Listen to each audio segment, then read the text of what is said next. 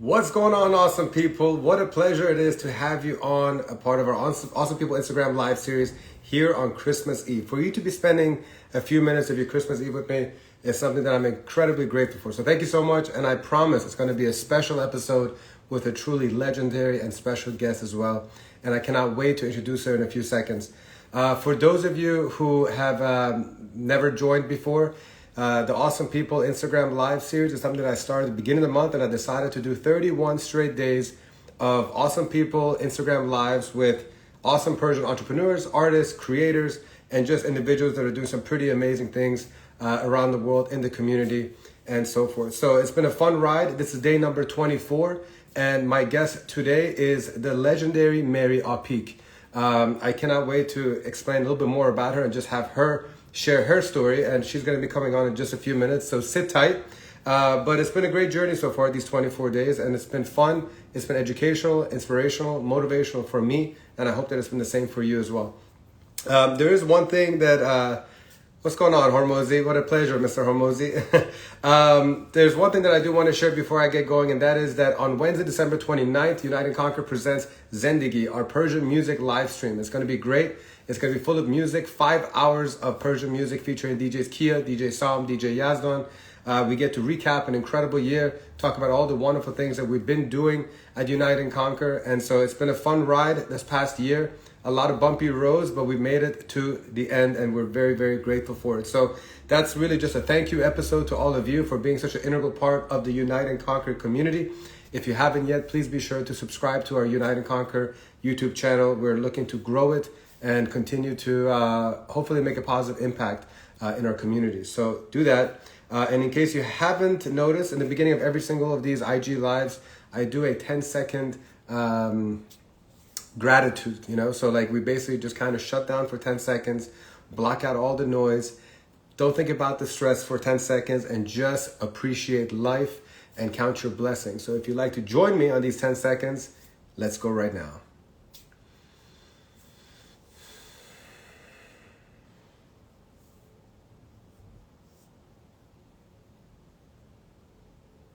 All right, thank you so much. I hope that recalibration helps you. I swear this 10 seconds does magic for me. It allows me to just count my blessings and be grateful for all the good things that are around us, our family, our friends, the health of our family.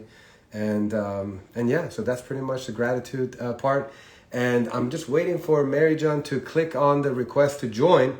So this is actually a great opportunity for me to just read off of her bio a little bit. Somebody as accomplished as Mary Apick, who is a true gem in our community. I need to do her justice by making sure that her elaborate resume is kind of covered. And I usually don't like to read off it, but this is how important it is for me to get this one right. So first and foremost, many of you actually might know her legendary mother, Apick Youseffian, who in her own right was a trailblazer of an Iranian actress and producer. But she is Mary, a writer, a producer, a director, a composer, and an actor who began her career as a child star in Iran. And then she went on to star in countless television shows, feature films, and plays. And she became one of the most popular stars in Iran. And there is Mary John. Please click the request to join, and I'll patch you in shortly. If you're a Mary Apick fan, please comment below, show her some love. She deserves all the admiration and love that our community can possibly share for her, for everything she's done for the arts world. So continuing, she was the first actress in the Iranian motion picture history to win the Moscow International Film Festival Best Actress Award for her performance in Dead End, also known as BonBast, in 1977. At the root of everything that she does, it's been always theater that has been her greatest passion. In 2005, she wrote, directed, and produced the politically charged Critic's Choice play Beneath the Veil, which was presented in many prestigious venues such as Lincoln Theater Center and also my hometown of DC at the Kennedy Center and the Geffen playhouse. Throughout her adult life, Mary has remained fiercely committed to improving the lives of women and children, especially in the Middle East. And in her most recent work, which I definitely encourage you to check it out on YouTube, is called The Cat. It is a short animation film, about 12-13 minutes, that is currently in consideration for an Oscar nomination. So what an incredible opportunity for her. It's well deserved. You have to watch it. It's incredible. I actually watched it multiple times. And it's really the unfortunate story. Actually, you know what? I'll let her explain the whole backstory of the cat, but it is, incredibly done. And I now look forward to welcoming this living legend, Mary Apick. Talented woman right now. She's joining us from Los Angeles, the city of angels. Hello, Mary John. Hello, Junam. How are you? Wonderful. I love the scarf. Very beautiful. Yes, it's hearts. Oh, it's beautiful. Hearts for Christmas. my sister would love that. She loves hearts. She finds hearts everywhere, on the floor and leaves against the wall, paint chips, so she's already going to be a big fan. The most important thing. That's true. On this planet is love. For sure. It keeps the world going round, that's for sure. Absolutely, yes. And thank you so much for making time, especially right during the crux of the holidays. It's an honor to have you here, and just a pleasure to have an opportunity to chat about your career and also things that you've been working on as of late. So I gave a brief bio of yourself, your body of work, and I really just want to kind of focus on the common denominator of the crux of your work, which has been women empowerment, discussing inequalities, pointing out injustices. And before we start talking about specific works, what was the catalyst? What was it that made this be what you wanted to speak about and talk about and address?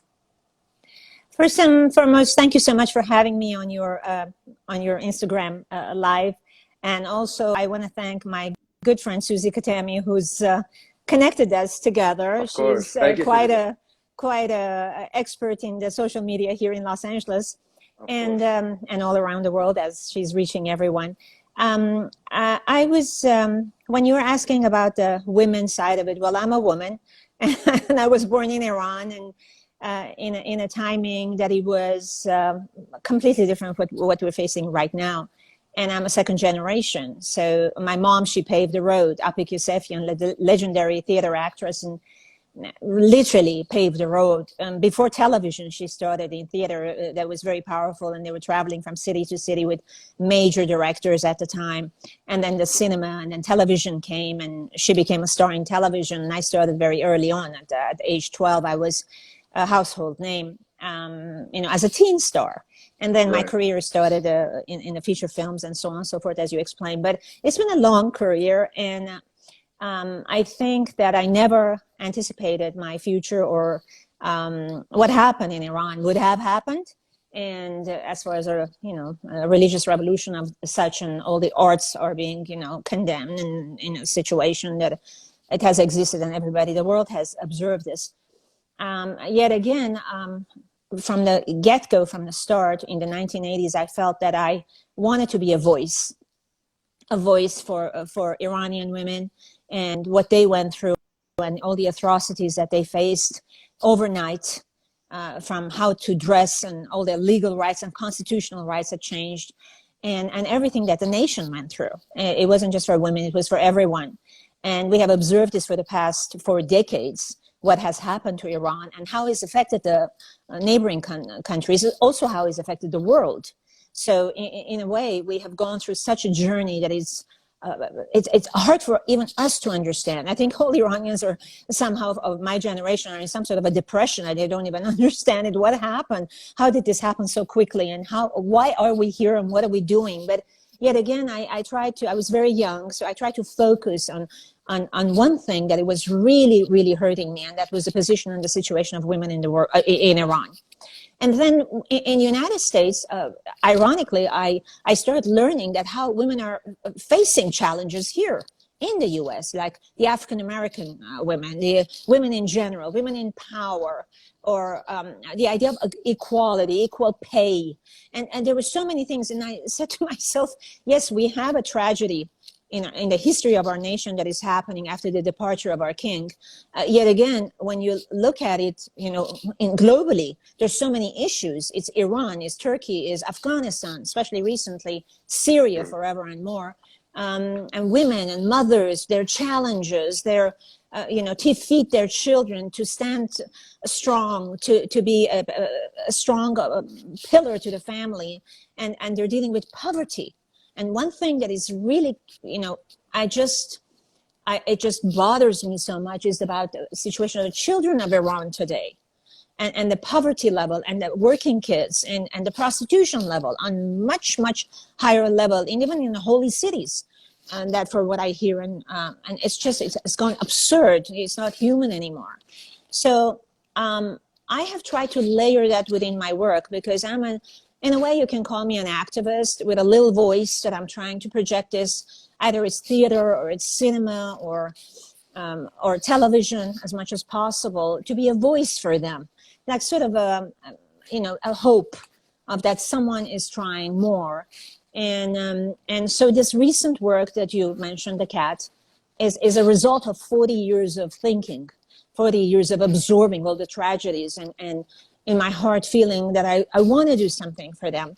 So layer per layer, every single shot, every single moment in this film is dedicated to the people of Iran. And women and children and men that are in suffering and atrocities in Afghanistan, Syria, all over the world. And including the interesting part is that while I was making this, I was thinking about the Me Too movement. And I think this is very much in line with the Me Too movement as well, when you look at it carefully. But you have to watch it twice, I think. And I did. I definitely had a much more of appreciation the second time around, because, you unpack so many different things in 13 minutes. There's so many elements of atrocity and tragedy, and from music to deprivation to, warmongering and fear. And I mean, there's so many different things. But if you don't mind, let me take a little step back and acknowledge your mother, Apick Youseffian, who in her own right was a legendary actress. And, she was the first female producer in Iran. And I'm sure so many other accolades that she received. How much of an influence did your mother have in having this empowering personality and voice, and wanting to be the voice of the voiceless? Well, I just observed her from the time I remember. Like I was a kid. I was 2 years old. I was watching her through the wings of the theater while she was on stage in the limelight, and I was thinking, oh my God, can I be like her one day? Oh my God, I want to be like her. That was like being a star, because I was a kid and she was just amazing with those gorgeous décolletage outfits and beauty and beautiful eyes and features and all that.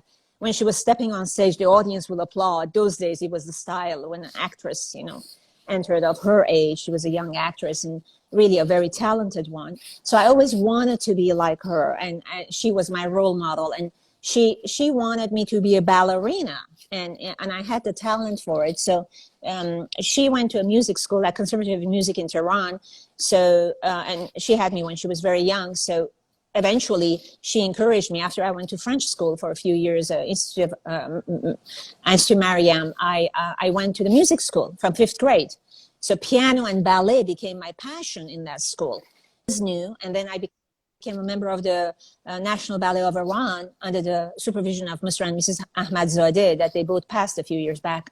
And we had this huge ballet company, with majority of the performances. I was on stage constantly for Swan Lake, for Sylphide, for Nutcracker, for Romeo and Juliet. I was a part of that group.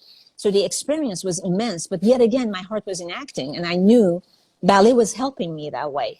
And that's why when you study and you go to the schools here in the United States and globally, they make sure that the actors who want to be actors, they are familiar with music, singing, dancing, all the movements, so it can make you really agile. And for the performance, you're prepared to do a musical or you do a dramatic role. So I was just given a triple threat, I believe, is what they call it. Precisely. And also, but I was just by luck, because of my mom and what she wanted me to be.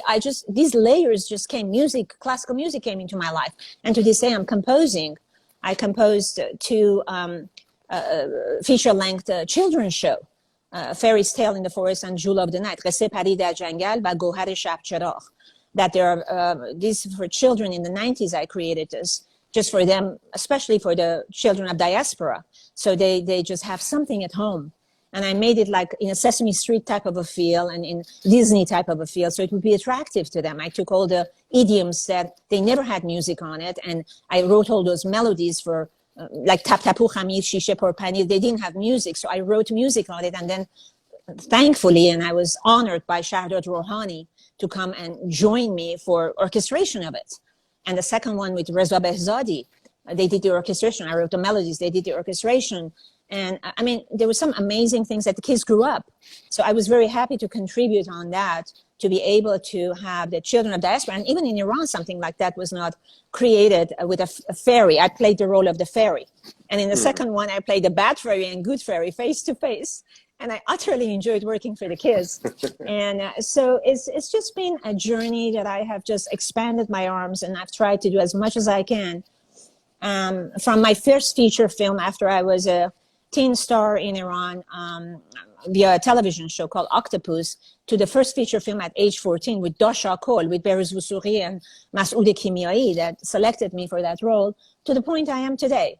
So I have tried to take steps in order to contribute, not just as an actor, because I speak 4 languages, and for me, acting, I can just go out in Hollywood and try on every audition and try to do, but I really wanted to focus on Iran, the country of my birth. I adore my people. I love women, children, men. I like their hospitality. I like their warmth, what they give, the language, and everything about our history and culture that is amazing. And I think it has to be kept, and I think it has to be regarded highly and honored. And so I'm very proud to be an Iranian. And I'm trying hard as much as I can in order to convey the stories that they have, and there be their voice. It's not a huge voice, but whatever it is, I'm trying hard. And Kat is a good example of it. So speaking of Kat, you know, you've been a great storyteller, a representation of Iran through different mediums, and this time you switched it up with animation, and like an incredible animation, and just I paid so much attention to the music of it. You know, like the music that you have in there is incredible. Tell me about why you decided to choose this medium of animation, because if I'm not mistaken, you haven't ventured in this category before. So what was the catalyst of that? Well, it's a daring move on my end because I was not experienced in it. And also just it was a daring move when I started working for the kids in the 90s, you know, with the puppets and puppeteers and all that. So I took courageously. My niece and nephew grew up with all that, as my sister can attest, who's watching. Yes. So the point is that for me, when I had the story in mind, that's what I wanted to say, because as you have noticed, there's not a single word in this film. Right. The cat has no words. It's all via visual, and I used actually minimal music on it purposely. And I had to work with an amazing maestro, Salman Mohammadi, that he's great tar and setar, you know, maestro. And I'm really honored that I had a chance to work with him. And also the amazing animators through the storyline. The reason I chose it is because I felt that this particular storyline, if I want to make an American production, which I've done before, like in my feature films like A Price for Freedom or any of the films and the teleplays and everything I've done, but you have to deal with the actors, the timing, it was COVID. So I thought, wow, what a medium, you know, I can create this without physically being in a production with the temperamental actors. Yeah. But I mean, it's just, I thought you have so much room. You have so much room to say.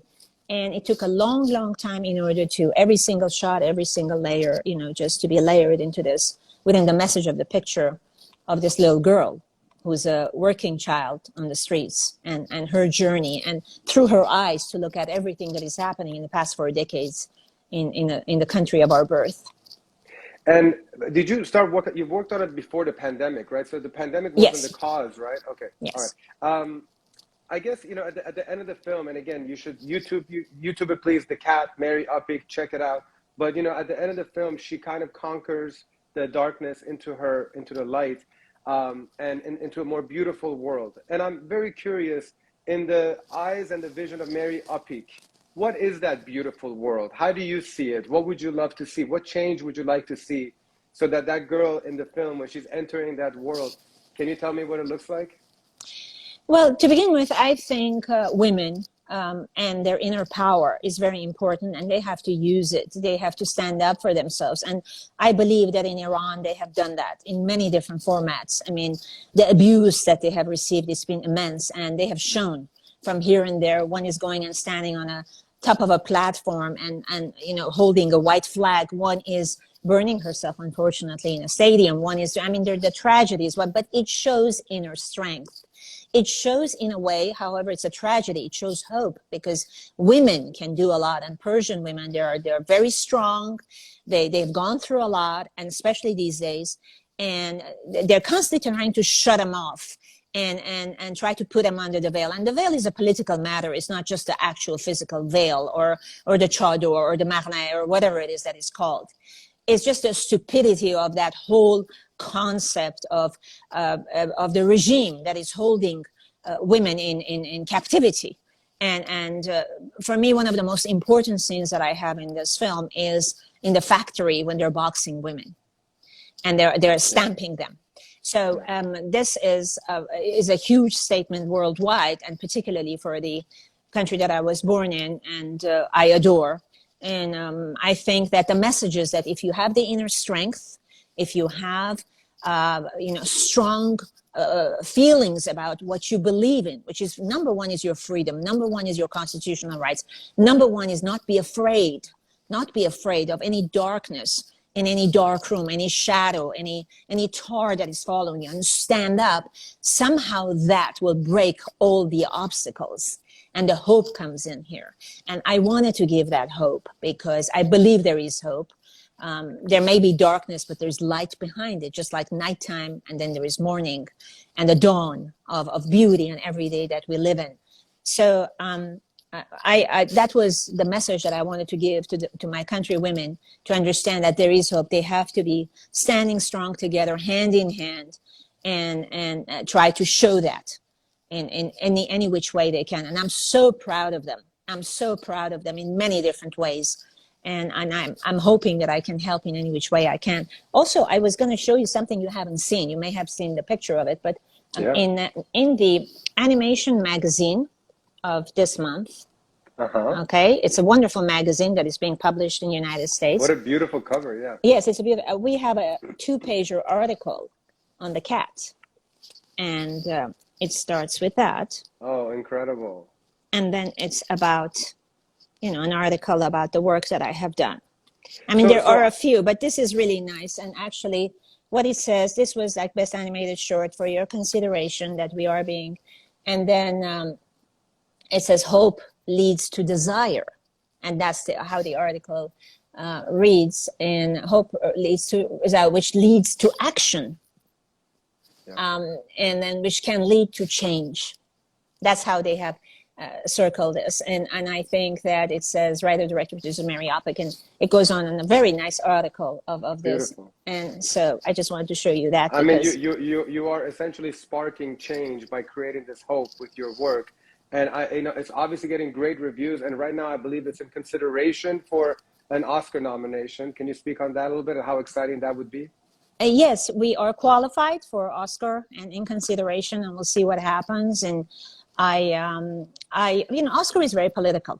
Oscar is completely political. I mean, it's just, I don't know what they think and how they manage on their voting system. There are magnificent pictures that are being made. In the United States, in Hollywood, and they're not even considered for Oscars. And it depends on how you promote it, how much funding is behind it, how much you push it in the different newspapers. This is like, we're lucky that we have this and a few other, that people really thoroughly looked at it. After 19 international awards, this picture has received. And from Moscow International Film Festival, from Toronto, from even Prague, from Montreal, from St. Louis. I mean, it just goes on and on to a point that I don't even have laurels space on the advertising. And I'm very proud of it. I feel that there are people that are thorough. They look at it and they understand it. And especially if they watch it for the second time around, really watch it, because there's a lot of information. For me to make something like this, I had to go through 40 years. I mean, how could you fit that in 13 minutes? And to be able to say as much as possible in 13 minutes, it's an art of its own. And I think that I really commend all the short filmmakers, this genius short filmmakers, wonderful, all around the world, that are able to do that. Because it's not an easy, we don't have an hour and a half in like a feature film to convey everything we want to say. We have only 13 minutes or 10 minutes or max 15 minutes in order to say as much as we can. So I thought that animation would be a wonderful tool in order to use it and to start a thinking process for people who are non-Iranians and they haven't gone through the journey, because you've gone through the journey. I have gone through the journey. All our expatriates and people in Iran, we have gone through the journey, but they don't know it. They're in a big island here and they think always they're safe. And now Iran is affecting them. Middle East is affecting them for the past 4 decades, specifically after the departure of our king. So it's like, now they understand better, but they still cannot truly understand. They truly don't. So this type of voices and this type of films, it just opens up the thinking process for me, as far as the foreign audience is concerned, as far as the international audience is concerned. But as far as our own people, I just want to be a voice for them, to know that there's someone that is working on this side of the globe in order to create this type of messages and voices.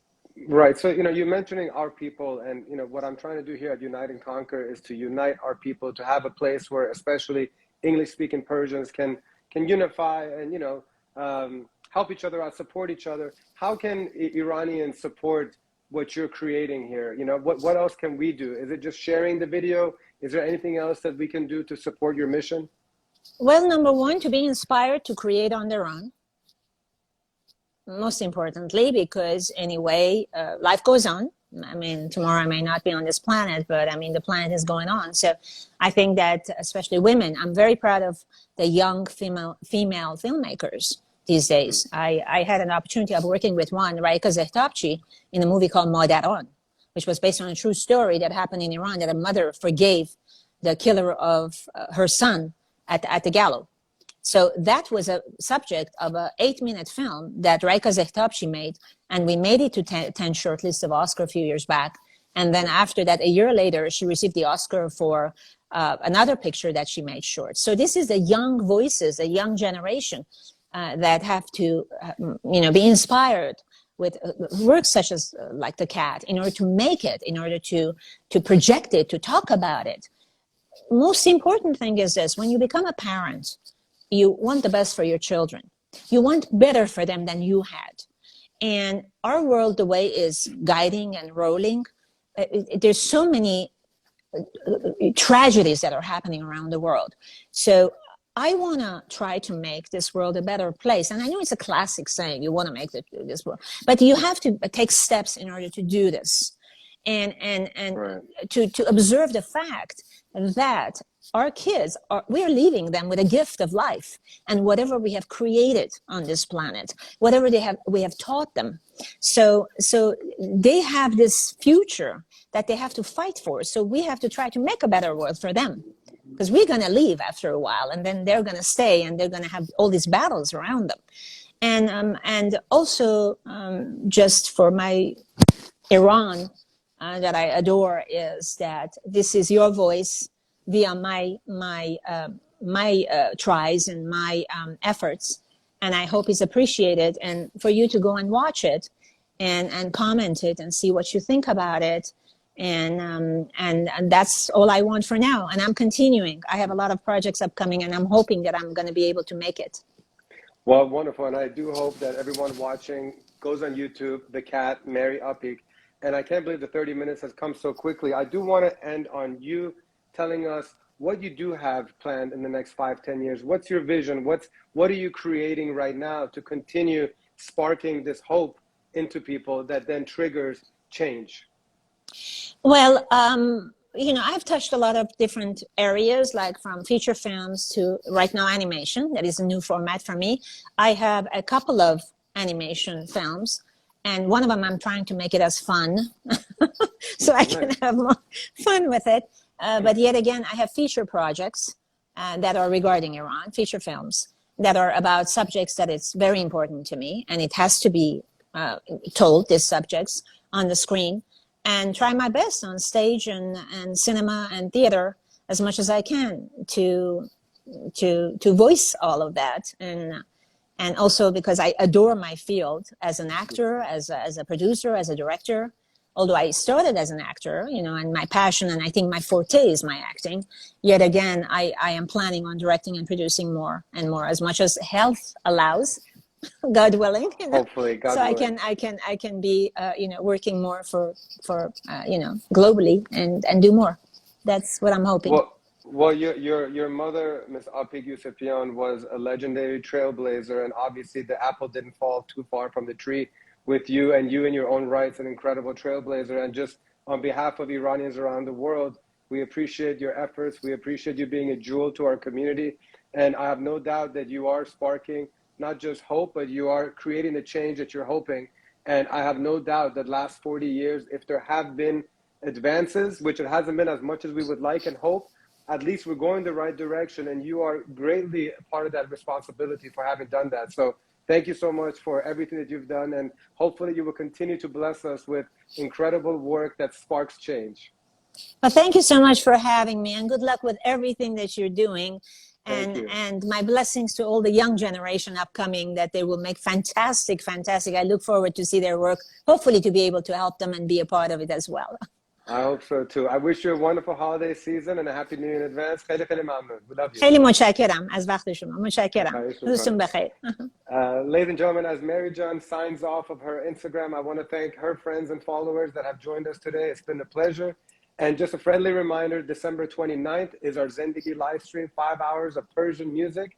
And wishing all of you a happy holiday and a safe Christmas if you're celebrating it. Regardless of what holiday it is, we hope that you embrace your loved ones around you and that they're healthy. Take care, and we'll see you soon. Tomorrow, my guest is Aras Bliss. We're going to talk about cryptocurrency. We're going to talk about NFTs, and he's just a very kind-hearted person that I love to talk to, very enlightened, very smart, and very entertaining. He's also known as DJ Bliss in Toronto. Join us tomorrow at 1 p.m. Eastern on Christmas Day. Bye, and please subscribe to the YouTube channel for Unite and Conquer. Much love. Be safe. Ciao.